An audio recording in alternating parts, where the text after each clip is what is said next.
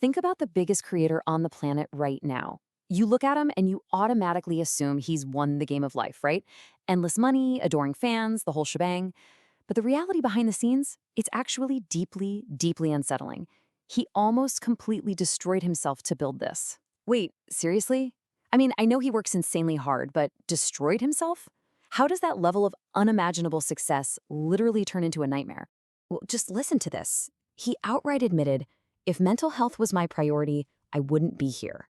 And the thing is, that's not just some offhand comment on a bad day. That is his actual suffocating daily reality. That's wild, especially because everyone kind of dreams of this exact life. You start a channel, you get mega famous, you do cool stuff. How does the ultimate dream actually become a trap? And that right there is the core mystery of this whole explainer. How does the single most successful guy on Earth end up feeling like a trapped zoo animal? Because, as you'll see, it's not even about the money anymore. It's a terrifying addiction to his own machine. Okay, so we're talking about something way beyond standard creator burnout here, aren't we? Oh, way deeper. It actually gets physically dangerous. Section 1. Working through the pain, the physical toll of obsession. We're so used to seeing him smiling, hyping things up, handing out briefcases of cash. But look at the reality of his health. He built this massive 9-figure revenue empire, but behind the camera, he was down to 139 pounds and facing total intestinal failure. 139 pounds? No way.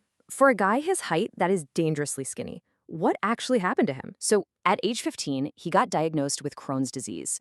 Essentially, his immune system violently attacks his own intestines.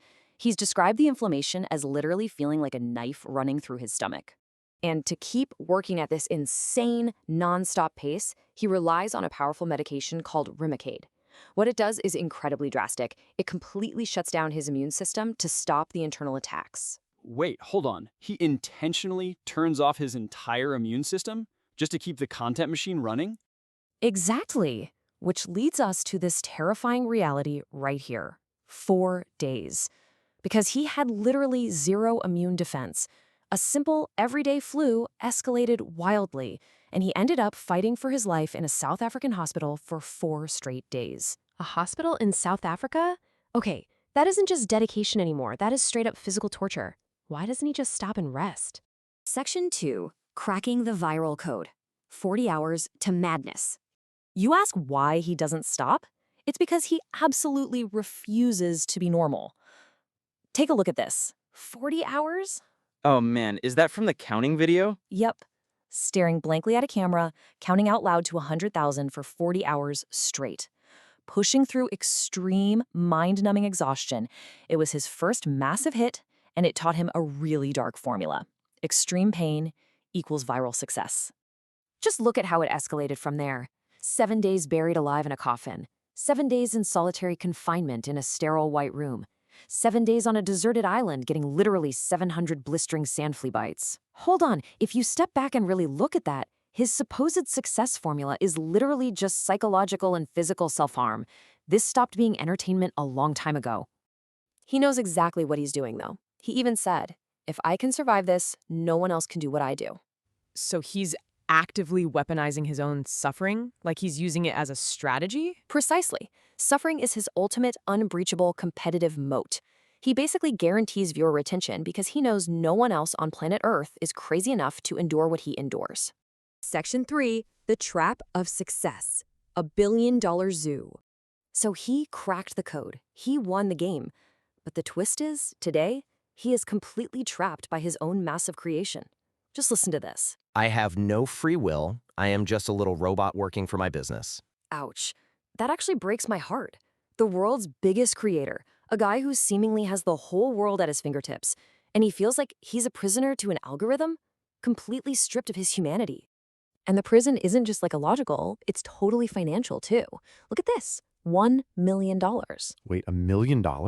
He makes hundreds of millions a year. And that's the crazy twist. Despite building a multi-billion-dollar empire, his personal bank account holds less than $1 million. The algorithm, the business, it demands constant, aggressive reinvestment. He pours every single cent back into the machine because the machine never, ever stops feeding.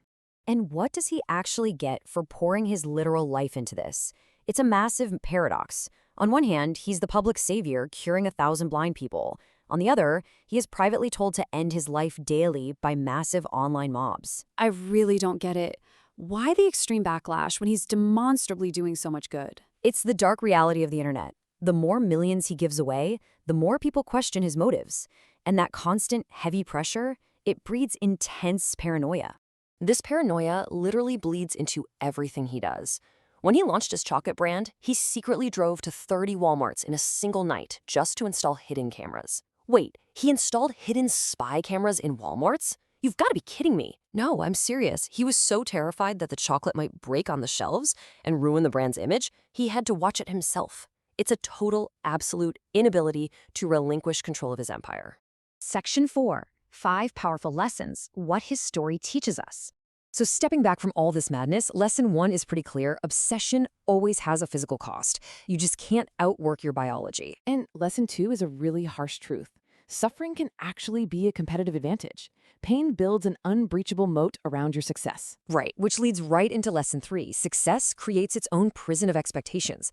He built a machine he can literally never turn off. Lesson 4, doing good won't make everyone like you. Often, it just makes them hate you more. And finally, lesson 5. Extreme results require extreme unbalance.